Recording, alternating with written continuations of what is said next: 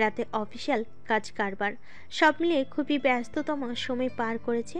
বাসে এসেছে তখন ঘড়ি কাটা 11টা, ঘরে যাবো করছিল। এখন রাতের খাবার খেয়ে রুমে এসে ডিভাইনে গা এলিয়ে দিয়ে বসেছে। সাথে আরেকটা কাজও করছে সে। ভাবছে তার অভিমান নিয়ে ভাবছে কিভাবে ভাঙবে, কি করবে না করবে সেসব। একটা কল করার কথা ভাবলো। রাত হয়েছে বেশ, মেয়েটা বিরক্ত হবে কি? তাছাড়া এত রাতে কল করা কি উচিত হবে?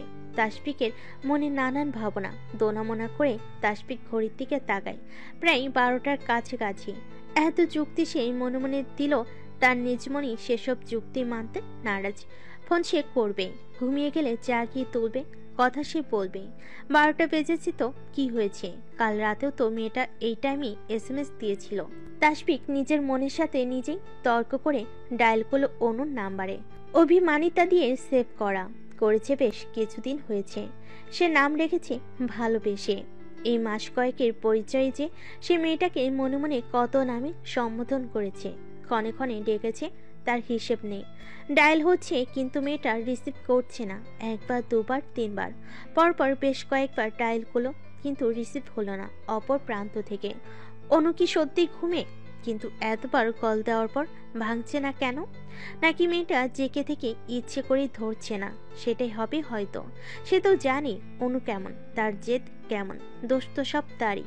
এমন টিনেজারদের মতো আচরণের জন্যই এখন নিজের মাথায় নিজেকে ফাটাতে ইচ্ছে করছে। তাসফিক আবারও ডায়াল করলো এবং সাথে বিড়বিড় করে আওড়ালো, শালা কি দরকার ছিল এই রং করার? তোর মতো ছোটখাটো কিন্তু পাতি নয় এমন নেতা থেকে কি এই নিব্বি মার্কা আচরণ কাম্য?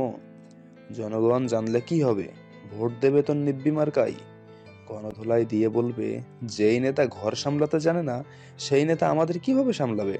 এবার 3টা রিং পড়তেই কল রিসিভ হলো। তাসফিকে যেন জানে পানি এলো।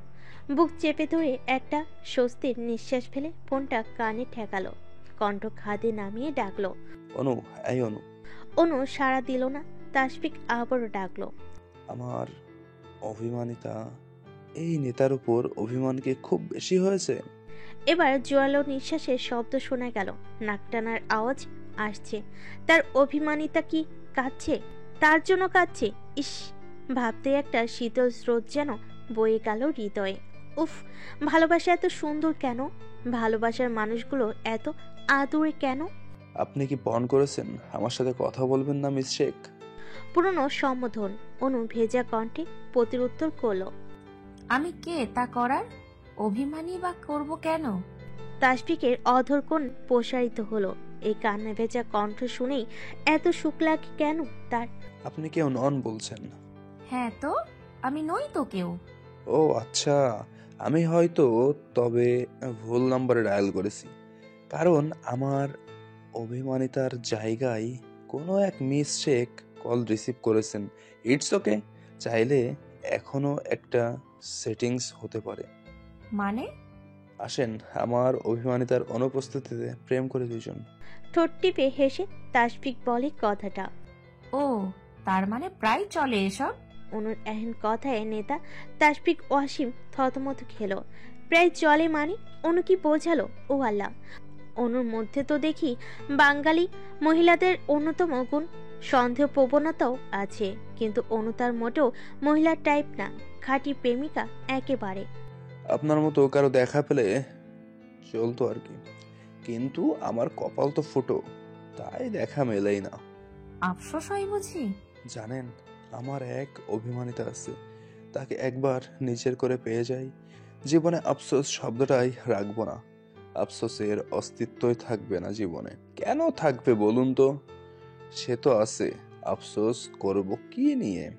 সে আছে মানে সব আছে, সে নেই তো কিছুই নেই। অনু এবার নীরব রইল। কি বলবে সে? পারবে নাকি এই নেতার সাথে কথাই? পারার কথাও না। নেতা না সে। নেতারা তেল মারতে ওস্তাদ, তাসফিকও তেমন কথার জালে ফাঁসাতেই ওস্তাদ। এমন করে বলল, অনু কিছুই বলতেই পারলো না। উফ, কিভাবে অভিমানটাও পুষে রাখা যায় না। অভিমানটা তার হলো নেতার নেওয়া বোধই বেশি, তাই থাকতে চায় না।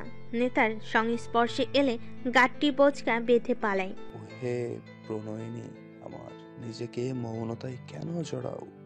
মাঝে মাঝে জড়াতে তো পারো অভিমানিতার এই নেতাকেও। অনু এবারও চুপ রইল, তবে লজ্জায়। ইস, কেমন করে বলে এই নেতা। গালগুলোতে মৃদুমন্দ লজ্জা মিশ্রিত ললিমা ছেয়ে গেল। টের পেল কি তাসফিক। পছন্দ হয়নি? না হওয়ারই কথা। আসলে হয়েছে কি, আমি তো নেতা মানুষ, জনগণের সামনে সমাবেশে উচ্চকণ্ঠে ভাষণ দেই, এইসব আমার ধাতে নেই। আমি কবি বা লেখক নই, তাই ছন্দের আর ঠিক মেলে না।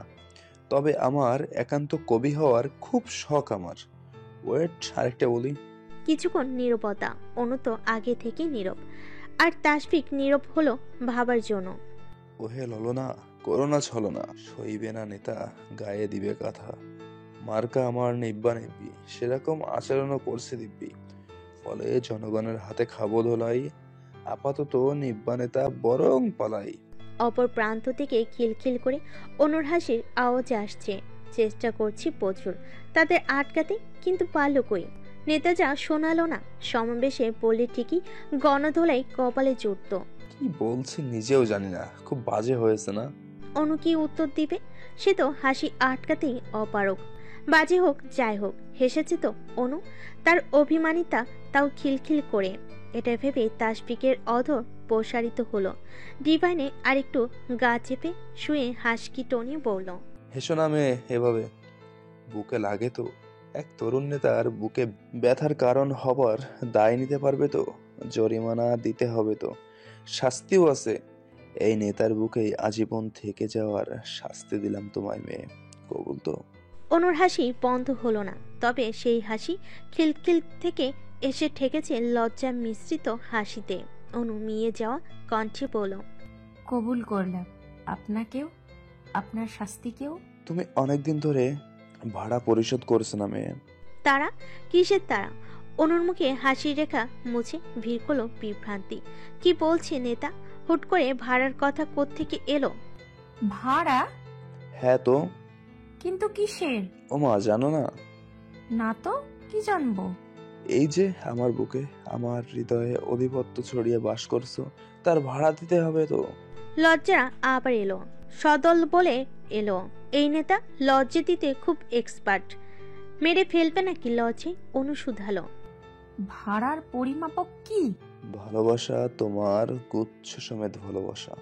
প্রতিদিন একটা করে ছোট্ট ভালোবাসার কুড়ি দিয়ে বিনিময়ে ফুল দেব। না না, ফুল না, তবে একটা বাগান দেব, আস্ত বাগান।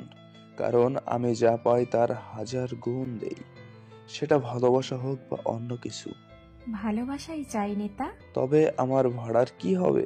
সব পাবেন নেতা, ছোট্ট কুড়ি নয়, আস্ত ফুল পাবেন। তবে বাগানটা তোমার নামে লিখে দিলাম।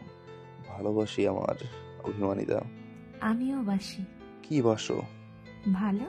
বাকিটা? বাকিটা লোড হচ্ছে, নেটওয়ার্ক উইক তো তাই। আমি কিন্তু উইক না, প্রমাণ চাই। উইক না বলতে নেতা কি বোঝালো? অনু ভাবল। অর্থ উদ্ধার করতে পেরে কান দিয়ে লজ্জায় গরম ধোঁয়া বের হলো। ঝাঝা করে উঠল যেন। ফোন নামিয়ে চোখ বড় বড় করে তাকালো স্ক্রিনে। ভাষা নেতা নামটার উপর। বিড়বিড়িয়ে অসভ্য নেতা বলে কলটা কেটে দিল। অস্পষ্ট স্বরে বলল, তাসফিক শুনেছি কথাটা। হো হো করে হেসে উঠল অনুর প্রতিক্রিয়ায়। ফোনটা নামালো কান থেকে। লজ্জা পেয়েছে মেয়েটা। পাওয়ারই কথা, পাওয়ার জন্যই তো বলেছে। এখন ভালো লাগছে তাসফিকে, ক্লান্তি ভরা সারাদিন শেষে। এটাই যে তার প্রশান্তি। তাসফিকের প্রশান্তি, তার অভিমানিতা। খালি গায়ে কোমর অবধি চাদর টেনে বিছানায় উপর হয়ে ঘুমিয়ে আছে জায়ন। এভাবেই ঘুমায় সে, সেটা শীত কিংবা গরম, যেই ঋতুই হোক না কেন। বেলা গড়িয়েছে বেশ। জানালার থাই গ্লাস গলিয়ে কমলা রঙের রোদ উকিয়ে দিচ্ছে ঘরের আনাচে কানাচে। এতেও তার ভাবা আবেগ নেই। এদিকে আবারও এসিও অন করা। আজ ছুটি নিয়েছে এসে ভার্সিটি থেকে। যদিও অ্যাপ্লিকেশন দিয়েছিল সপ্তাহখানেকের জন্য, তা মঞ্জুর হয়নি। হয়েছে 4 দিনের জন্য, তাও কম কিসে। 1.5 মাস আগেও সে সপ্তাহখানেকে ছুটি কাটিয়েছে সিলেটে গিয়ে। তাই জায়নার জোরাজুরি করেনি প্রিন্সিপালকে, কারণ সামনে তো নিতে হবে। তখন যদি না দেয়, বাড়ির হিসেবে আজ বৃহস্পতিবার, জানের মঞ্জুর হওয়া ছুটির আজ প্রথম দিন। তাই সে নির্বিঘ্নে ঘুমোতে পারছে, কারণ আজ তার ভার্সিটি যাওয়ার তাড়া নেই। এমনিতেও কাল রাতে ঘুমিয়েছে বেশ রাত করে। বাসায় আত্মীয় স্বজন আসা শুরু করেছে গতকাল থেকে। সবকিছু ঘরোয়াভাবে আয়োজিত হবে বলেও খানভিলাই সিনিয়র 3 কর্তারা পারে তা আর মানেননি।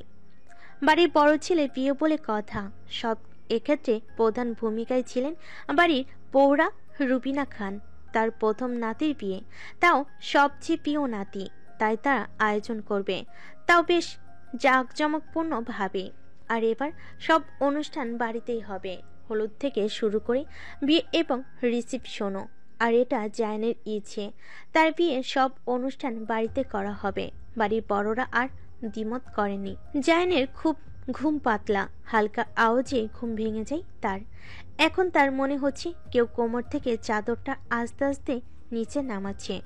জায়ন ভাবলো কে হতে পারে। পত্রিকা দেখানোর আগে মনে হচ্ছে কেউ তার উন্মুক্ত পিঠে আঁকিবুকি করছে একটা আঙ্গুল চালনা করে। পরক্ষণে সেটা পিঠ হতে সরে অনুভূতি হচ্ছে হাতে পেশিবহুল বাহুতে, ফোলা ফোলা মাসলস গুলোতে কে যেন একটু একটু করে নখের আঁচড় কাটছে, খোঁচাচ্ছে তাকে। জান চোখ খুলো না। সে ভাবলো কে হতে পারে, মোহ। কিন্তু সে তো তার থেকে বেশ খানিকটা দূরে অবস্থান করলেও জান টের পায়, অনুভব করতে পারে মোহ আশেপাশে আছে। রুমে আসলেও সে চোখ বোঝা অবস্থায় টের পায়, টাওয়ার করতে পারে এটা মোহে, তার মোহ। কিন্তু আছে টের পেল না, আর না অনুভব করতে পারলো মোহকে। তবে কে? এবার হাতটা ছোট ছোট চিমটি কাটতে শুরু করেছে, কিন্তু জান উঠল না, মটকা মেরে পড়ে রইল। ওঠার ইচ্ছে নেই তার। কেন উঠবে? মোহ হলে না হয় উঠত, মেয়েটাকে সকাল সকাল খানিক জ্বালানো যেত। এবার পিঠের মাঝ বরাবর এত জোরে চিমটি কাটলো, হাতটা যে মাংস খুবলে উঠে এসেছে মনে হলো জায়নে। সে তড়িঘড়ি করে ব্যথাসূচক আওয়াজ করে উঠে বসলো, বাম হাতে চোখ ডোলে ঘুমো ঘুমো নজরে বেডের ডান পাশে তাকিয়ে দেখলো সায়র দাঁত কেলিয়ে বসে আছে। সায়র আরো দাঁত বের করে হেসে বলল, কালকে যাতে রাত জাগতে পারিস তার জন্য আজকে বেশি বেশি ঘুমিয়ে নিচ্ছিস শালা। তুই তো দেখি বহু ধান্দাবাজ। আমি ভাবছি আমার বেহেনার কথা, বেচারা রাতের ঘুম হারাম হলো বলে। মুখ বাঁকিয়ে বলল সায়র। যদিও হাসছে সে, তবুও মুখটা মলিন মলিন ঠেকছে। খুব ভালোভাবে তাকালে যে কেউ বুঝতে পারবে। যেন পিঠ হাতটাতে হাতটাতে বলল, শালা বেশি বকছিস তুই। একটুও না, আমি জানি তুই কেমন। মেয়েটাকে এক রাতও ছাড় দিবি না। সকালে উঠে বলবি রাতটা খুব ছোট, তাই না মোহ? বাসরটা দিনে হলে ভালো হতো, অনেকক্ষণ সময় পাওয়া যেত। বেশ ঢং দেখিয়ে বলল সায়র। জান সায়রের মুখে বালিশ ছুঁড়ে মারল। সায়র সেটা ক্যাচ ধরে ফেল। জান আরেকটা মারতে মারতে বলল, খুব জানিস তাই না? হ্যাঁ জানি তো, যে ডেসপার তুই আমি হারে হারে চিনি তোকে। সপ্তাহের প্রতিটা দিন মেয়েটার ভোরে উঠে গোসল করতে হবে, তোর কারণ বেশি কিনা? আচ্ছা শীতের সময় মেয়েটার কি হবে? শেষে কথাটা বেশ দুঃখী দুঃখী করে বলল, মুখটা মলিন করলো, যেন 4 দিনের না খাওয়া সে। জান দাঁত কিরমির করে বলল, শালা সকাল সকাল হাজির। মুখটাকে বাইপাস রোডের ভিখারির মতো বানিয়েছিস কেন? খাসনি নাকি অনেকদিন? সায়ন আবারও দাঁত কেলিয়ে বলল, এখন মোটেও সকাল না, 10:30 বাজে, আর খাওয়ানোর জন্য হাজির হয়েছে। কি খাবি? তোর বিয়ের রোস্ট কমপক্ষে 6টা লাগবে আমার। শালা কিপটামি করবি না একটু? বিয়ে একবারই করবি নাকি 4টে করবি? চোখ ছোট ছোট করে শোধালো সায়র। যার নেমে পড়লো বিছানা থেকে, পরনে 3/4 প্যান্টটা কোমরের আরেকটু উপরে তুলে পড়ল। আমার ঘাড়ে কটা মাথা, সে যাই হোক, ওয়েট, ফ্রেশ হয়ে আসি। সায়র মাথা তুলালো। জান একটা গ্রে টি শার্ট আর পুলো ট্রাউজার নিয়ে চলে গেল ওয়াশরুমে। উদ্দেশ্য একেবারে গোসল সেরে বের হবে। সায়র বসলো মিনিট 2। ভালো লাগছে না তার। উঠে দাঁড়িয়ে হাঁটাহাঁটি করলো ঘরময় আরো মিনিট 2। আজকাল তার একা থাকলে এমন লাগছে, খুব হাসপাস ধরনের একটা ফিলিংস হয়। সায়র একেবারে লক করা ডোরে নব ঘুরিয়ে বারান্দায় চলে গেল। যার বের হলো আরো প্রায় মিনিট 10 পরে। গোসল সেরেই বেরিয়েছে। ঘাড়ের উপরে চুলগুলো তোয়ালে দিয়ে মুছতে মুছতে রুমের আশপাশ দেখলো সায়র নেই কোথাও। পরক্ষণে চোখ গেল বারান্দার দরজায়, এটা বন্ধ ছিল। কাল রাতে ঘুমানোর আগে করেছিল, সে তো খোলেনি। তবে কি সায়র? আবারও চুল মুছতে মুছতে বারান্দায় গেল। তার ধারণাই ঠিক, সায়র বারান্দাতেই, তবে এই দুনিয়ায় নেই। এক দৃষ্টিতে কি যেন দেখছে সে, কে জানে। কখন এলি? আজ সকালে ডিরেক্ট এখানে এসেছে। শায়র, এলিজা, জায়ানরা সিলেট থেকে ফেরার সপ্তাহখানেকের মাথায় কানাডা ব্যাক করে। 1 মাসের একটু বেশি সময় হয়েছে তার গিয়েছে, এই এখন আবার এলো জানের বিয়ের ওছিলায়। তার একটা মাত্র বেস্ট ফ্রেন্ড তার বিয়ে হচ্ছে, আর শায়র আসবে না তা হয়? সে তো আসবেই, তাও ফ্যামিলি সহ 14 গোষ্ঠী নিয়ে। আর তাছাড়া আজ হোক কাল হোক আসতে তো তার হতোই। এখানে যে খুব প্রিয় একটা জিনিস রয়ে গেছে, যেটা শায়রের চাই চাই, খুব করে চাই। লিজা আন্টি ওরা? লিজা মম 14 গোষ্ঠীকে নিয়ে এসছে। ওরা কই? নিচে লিভিং রুমে আছে। থুর শালা, আগে বলবি না? সময় আছে নাকি তোর মতো আজাইরার সাথে আড্ডা দেওয়ার? বলে হাতে থাকা তোয়ালেটা শায়রের মুখের উপর ছুঁড়ে লিভিং রুমের উদ্দেশ্যে চলে গেল। আর শায়র বেচারা মুখের উপর থেকে তোয়ালেটা সরিয়ে আহমকের মতো জায়ানের গমন পথে তাকিয়ে রইল। নিচে লিভিং রুমে সবার সাথে বসে গল্প করছে এলিসা, রোজারিও। ফর্সা মুখোচ্ছি চেহারা, সোনালি রঙা চুল, ঠোঁটে পরিহিত নুট কালার লিপস্টিক, চোখে চিকন ব্রাউন ফ্রেমের চশমা, আর গায়ে থাকা অল্প হীরের গহনা দেখে বোঝার জন্যই তিনি 48 বছর বয়সী একজন মহিলা। বেশ আভিজাতপূর্ণ তার পোশাক আশাক, পরনে অফ হোয়াইট একটা দামি শাড়ি। কানাডিয়ান হলেও স্বামীর কারণে বাঙালি ঐতিহ্যে তার প্রবল আগ্রহ। আর শাড়ি তো বাঙালি নারীদের প্রধান ও জনপ্রিয় পোশাক। স্বামীর মন রক্ষাতে কানাডাতেও বিয়ের পর প্রায় শাড়ি পরতেন তিনি। শাড়িতে এলিসাকে বেশ মানাতো বলে শায়রের বাবা সাজিদ মাহমুদ প্রায় আবদার করতেন। স্বামীর মৃত্যুর পর আর শাড়ি ছাড়েননি তিনি। গত 5 বছরে শাড়ি তার ছিল প্রিয় এবং পরিধানকারী একমাত্র পোশাক, আর এখনও তাই। শায়র আর এলিজা যেহেতু আগে ঘুরে গেছে, তাই সবার সাথে চেনা পরিচিত ছিল, তাই দুজনের মাঝে জড়তা কাজ করেনি। সবার সাথে কৌশল বিনিময় করে একজন ছুটেছে জায়ানের রুমে, তো আরেকজন ফিয়ার রুমে। এলিজার সাথে ফিয়া আর আরুর দারুণ বন্ধুত্ব হয়েছে। বয়সটাও ফিয়া আরুর মাঝামাঝি, তাই এসে ছুটেছে সেখানে। আর আফসোস করছিল আরুরা চলে এলে ভালো হতো। মিশুকে হওয়াই খানভিলায় সকলের সাথেই খুব তাড়াতাড়ি মিশে গেছে এলিসা, রোজারিও।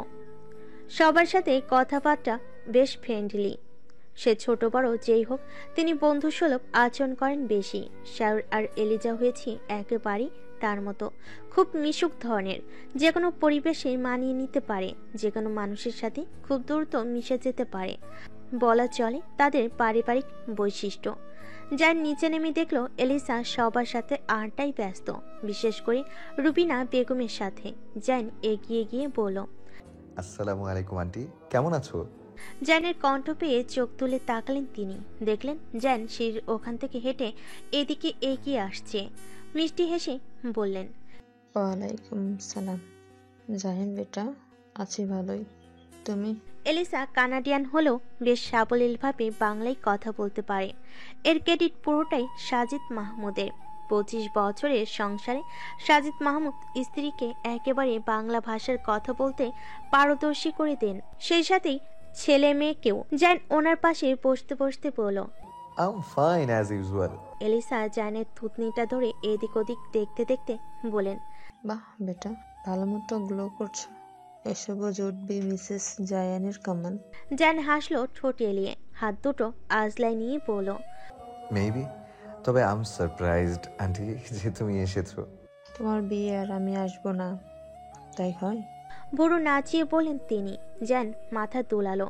এলিসা রোজারিও ভীষণ স্নেহ করে জায়ানকে, বলা যায় শায়রের মতোই ভালোবাসে। কানাডায় শায়রদের বাড়িতে বেশ যাতায়াত ছিল তার, একা থাকতো। তারপর শায়র ছিল বেস্ট ফ্রেন্ড, তাই প্রায় যাতায়াত হতো। আর বিপরীতে জায়ান ব্যতীত শায়রের আর কোনো বন্ধু ছিল না। এ কারণে ছেলের একমাত্র বন্ধুকে এলিসা ছেলের মতোই দেখত। আর জায়ানের মতো নম্র ভদ্র ছেলে তিনি নাকি কমই দেখেছেন, তাই আরো বেশি বেশি করে ভালোবাসতো তার ছন্নছাড়া ছেলের এই ভদ্রগোছের একমাত্র বন্ধুকে। এলিসা চারিদিকে লক্ষ্য করে বলল, তা সে কই তোমার উঠবি মিসেস জায়ান? মোহনার নাম বলতে দেরি, কিন্তু মোহনা হাজির হতে দেরি করলো না। হাতে নাস্তার ট্রে নিয়ে এগিয়ে এলো, টি টেবিলের উপর রেখে মিষ্টি করে সালাম দিল। এলিসা সালামে উত্তর দিল। জায়ানকে ইশারায় দেখিয়ে বলল, এই যে হাজির আমার উডবি মিসেস। জায়ানের বলার পর এলিসা উপর থেকে নিচে মোহনাকে পর্যবেক্ষণ করল।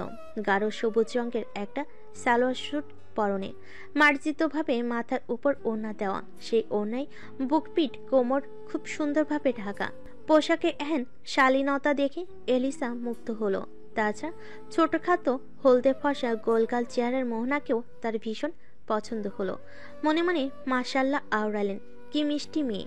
সায়রা আর এলিজা কত বলেছে ওর কথা, আসলেই খুব সুন্দর মিষ্টি দেখতে মেয়েটা। এদিকে এলিসা তাকে এভাবে পর্যবেক্ষণ করতে দেখে মোহনা কিঞ্চিত ঘাবড়ালো, আরো জড়সড় হয়ে দাঁড়ালো।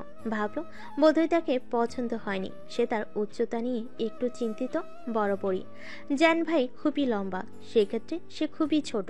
জান ভাইয়ের পাশে খুব একটা মানানসই নয় তার হাইট। তাছাড়া তার মতে সে আহামরি সুন্দরীও না। এসব ভাবলো মোহনা একে একে। মোহনা আস্তে আস্তে চোখ তুলে তাকালো এলিসার দিকে। ওনাকে যদিও মোহনার খুব পছন্দ হয়েছে। শায়ের ভাইয়া আর এলিসা মোহনার খুব প্রিয়, তাদের খুব পছন্দের মোহনার।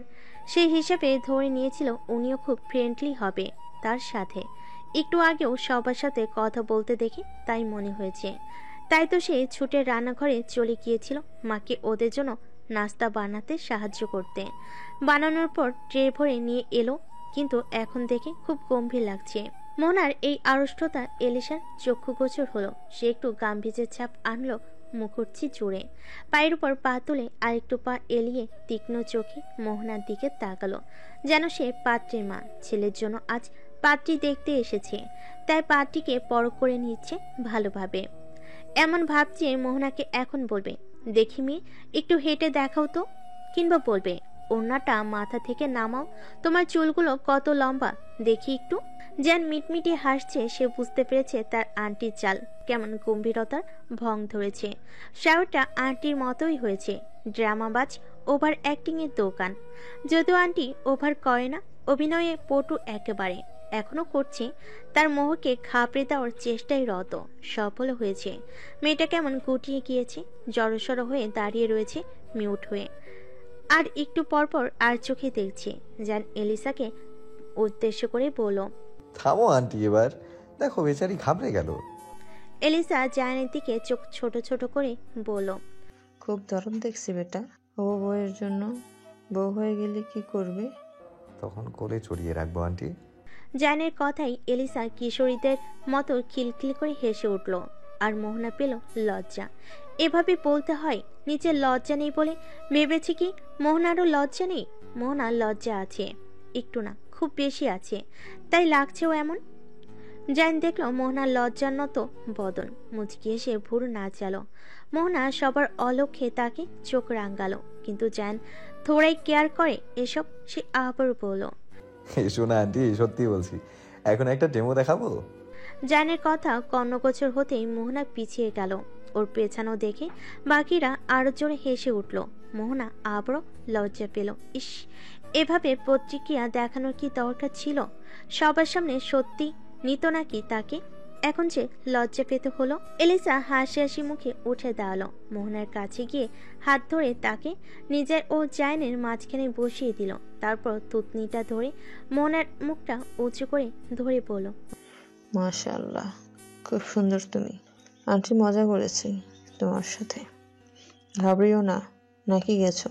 ঘাবড়ে দিয়ে জিজ্ঞেস করে ঘাবড়েছে কিনা। খুব হাসি পেল মোহনার। এবার এটা ভেবে লজ্জা লাগলো যে সে সত্যি ঘাবড়ে গেছে। কিভাবে তাকে দেখছিল যেন বড় মা নয়, সে মোহনার শাশুড়ি হবে। মোহনা মিনমিন করে বলল, না না না আন্টি, ঠিক আছে আমি। ঠিক থাকলেই ভালো। আমাকে আবার দরজাল টাইপ মনে করো না, আমি কিন্তু খুব ফ্রেন্ডলি। মোহনা কিছু বলল না। মেকি হেসে তাকালো। এলিসা জায়ান মোহনার দিকে তাকিয়ে বলল, আমি কিন্তু জায়ান বেটার আরেকটা মা, তাই না বেটা? শেষ কথাটা জায়ানকে উদ্দেশ্য করে বলা। জায়ান সম্মতি জানিয়ে বলল, হ্যাঁ একদমই। তাহলে আমিও তোমার শাশুড়ির মতো। তাই তো, মতো কি বলছি, শাশুড়ি তো। আমার ছেলেটাকে ভালো রেখো, তুমিও ভালো থেকো, একে অপরকে ভালো রেখো। দোয়া করি তোমাদের সুখী হও একসাথে। বলেই তিনি দোয়া করে দিলেন। জায়ান মোহনা মিষ্টি করে হাসলো এলিসার দিকে চেয়ে। এলিসা নাস্তা দেখিয়ে বলল, তুমি বানিয়েছো? আম্মু সাহায্য করেছে। ভালোই দেখতে হয়েছে। সায়ার আর লিজা কই? মোহনা তড়িঘড়ি করে উঠে পড়ল। আমি ডেকে আনছি। বলে ছুটে সিঁড়ির কাছে চলে গেল, যেন পালাতে পারলেই বাঁচে। জায়ান আর এলিসা হাসলো ওর তাড়াহুড়ো করে পালানো দেখে। এলিসা বলল, মেয়েটা খুব সুইট। জায়ান ভাব নিয়ে বলল। কার পছন্দ দেখতে হবে তো। এলিসা জায়ানের কানের লতি টেনে ধরে বলল, দেখছি তো, পাজি ছেলে। কান টেনে ধরে জায়ান তাকালো ওনার পানে মাসুম চেহারা করে। এলিসারও উচ্চ শব্দে হেসে উঠল। আমাকে বলো, আসল ড্রামা বস তো তুমি, জায়ান। জায়ানও হাসলো এবার ঠোঁট এলিয়ে। আবি নেহা এলো দুপুরে পরপরই, পুরো শেখ মঞ্জিলকে সাথে নিয়ে।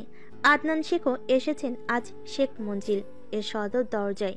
ইয়াবরও তালা ঝুলিয়ে বিয়ের আমেজে হাজির খান ভিলাই।